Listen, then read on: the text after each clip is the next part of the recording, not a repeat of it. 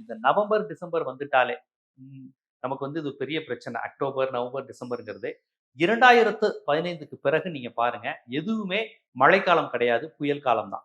ஒரு காலத்துல மழைக்காலம்னு ஒண்ணு இருந்தது.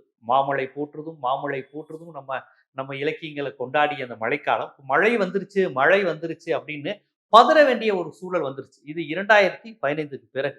இது உலகம் வெப்பமயமாதல்ங்கிறதுல இருந்து, உலக சுற்றுச்சூழல் மாநாடுகள்ல இருந்து இது சொல்றாங்க. இனிமே இயல்பான மழைக்காலம் கிடையாது. இனிமே மழைங்கிறதே புயல் மழை தான். மழைங்கிறது ஒண்ணு கிடையாது. புயல் வந்தா தான் மழைங்கிற மாரியான ஒரு நிலை.